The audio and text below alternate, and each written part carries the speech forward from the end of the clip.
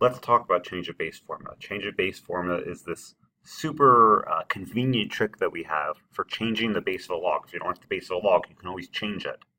That's called change of base formula. So the idea is that log base b of x is going to be equivalent to doing log of x divided by log of b. And what base I do, here I didn't write the base, so it's common logarithm, it's log base 10. But I actually could choose whatever base I wanted. Instead, I could change log base b of x into log base 7 of x over log base 7 of b, or I could do log base 11 of x over log base 11 of b, or log base e of x over log base e of b. Any base I want, I could do. So an example with numbers rather than variables. I could do log base 7 of 10. I could do by changing it to log base 2 of 10 divided by log base 2 of 7. Why 2? Just because I chose to. I could do any single base I want, whatever is convenient. In this case, there's nothing convenient to do log base 7 of 10. Let's look at some examples. Oh, it's worth pointing out, change of base isn't really used for expand questions or condense questions.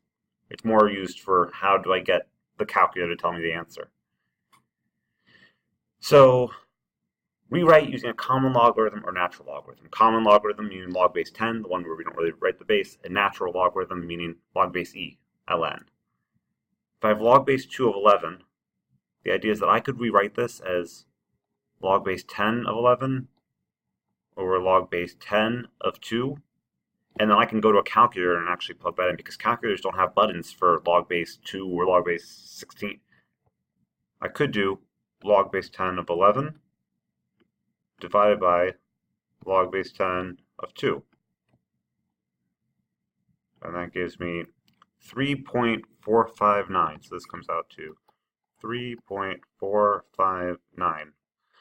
On this type of calculator, I just punch it in exactly in the order it says. But also keep in mind that if I had certain types of calculators, I might have to press 11 log divided by 2 log. I might have to do the number, then the log button, divided by number, then log button. Just something to keep in mind. So this came out to that. But I didn't have to do log base 10. Instead, I could have done log base e of 11 divided by log base e of 2. I could do any base. I'm just doing the two bases that a calculator lets me do. So let's try ln of 11 divided by ln of 2. ln of 11 divided by ln of 2 comes out to 3.459. Good. It should come out to the same thing. The idea is we could choose any base we want and it works. The second one I'm going to do, let's do ln again. I'll do ln of 25 divided by ln of 3. If I do ln 25 divided by ln 3, 2.9299.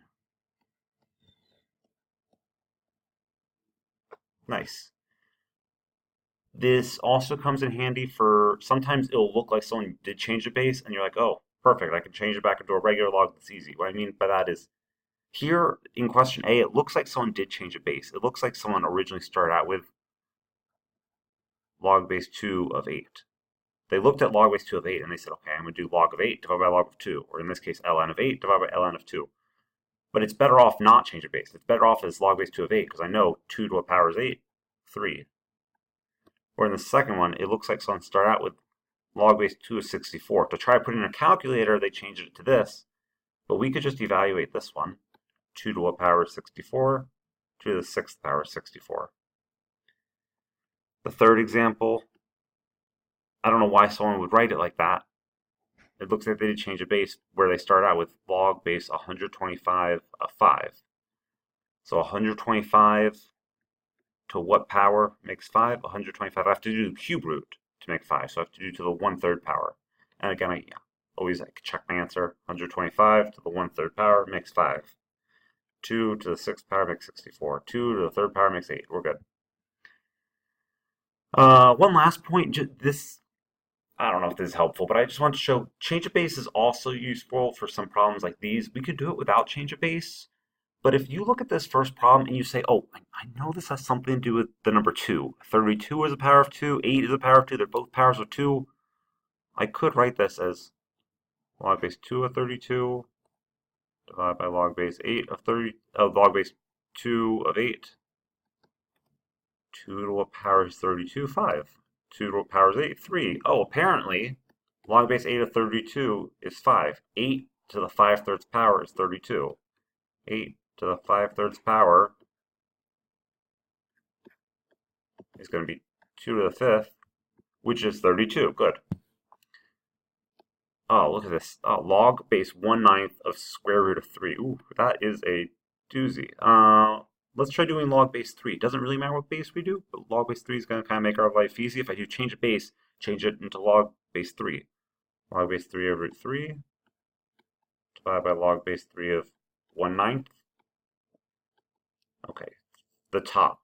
3 to what power makes square root of 3? 3 to the 1/2 power makes square root of 3. The bottom. 3 to what power makes 1/9?